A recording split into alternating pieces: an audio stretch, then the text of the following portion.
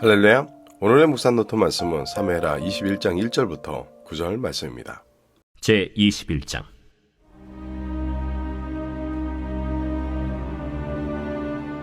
다윗의 시대에 해를 거듭하여 3년 기근이 있으므로 다윗이 여호와 앞에 간구하매 여호와께서 이르시되 이는 사울과 피를 흘린 그의 집으로 말미암음이니 그가 기브온 사람을 죽였음이니라.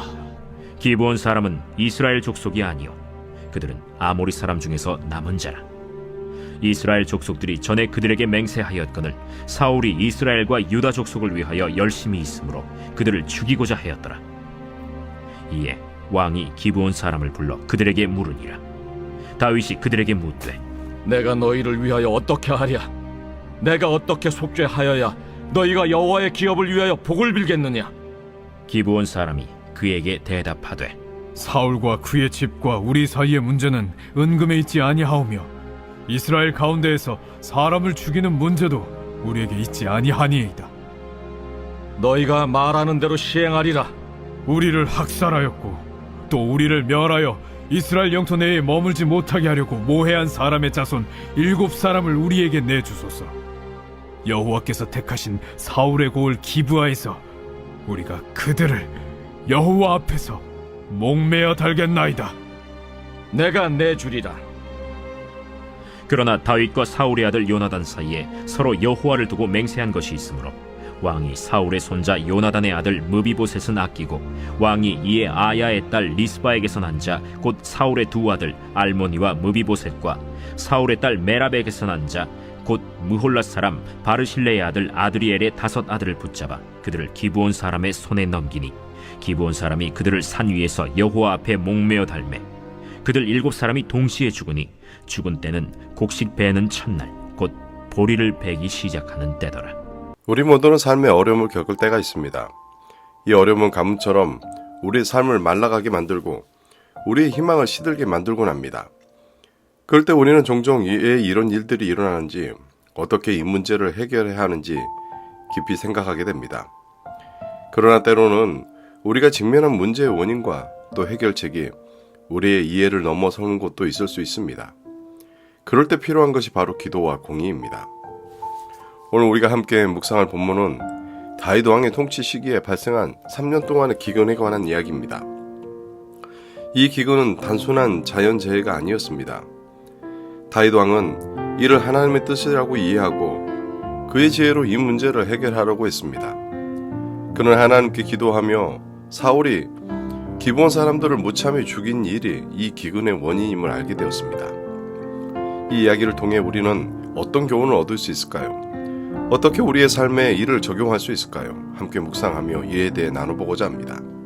먼저 오늘 본문을 히브리어 원문으로 보면 이 기근을 사울과 그의 집이 피 흘린 결과라고 이야기합니다. 하나님은 기근의 원인으로 2가지를 알려주시는데 이 피 흘림의 원인을 가리키는 전치사가 엘이라는 단어입니다. 개역 개정판의 말미암아로 번역된 이 단어가 원문에는 2번이나 사용됩니다. 이것은 이 기근의 원인이 바로 사울에게 있음을 이야기하는 것입니다. 이 죄로 인해 지금 3년의 기근이 찾아온 것입니다. 다윗은 이 문제를 해결하기 위해 기브온 사람들 불러 그들에게 묻습니다. 그는 사울의 죄를 인정하고 또 그 죄를 바로잡기 위해 행동했습니다. 이것은 공의와 신의의 행동입니다. 기브온 사람들은 다윗에게 사울과 자신들의 사이의 문제는 은금에 있지 않다고 대답합니다. 이는 제위법으로 물질적 보상으로는 사울이 저지른 학살을 속죄할 수 없다는 것을 뜻합니다.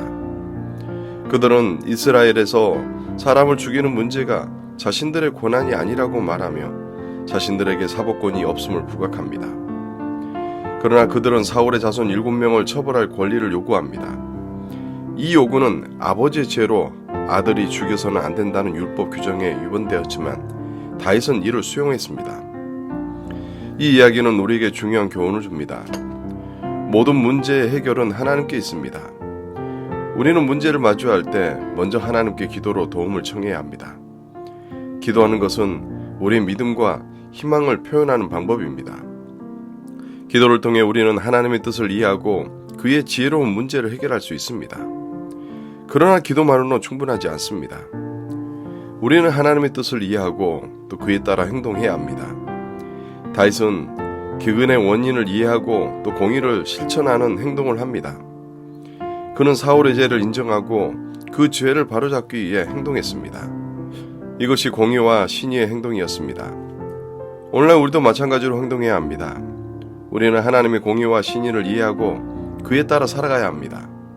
우리는 죄를 인정하고 또 그 죄를 바로잡기 위해 행동해야 합니다. 이것은 우리가 하나님을 닮아가는 과정입니다.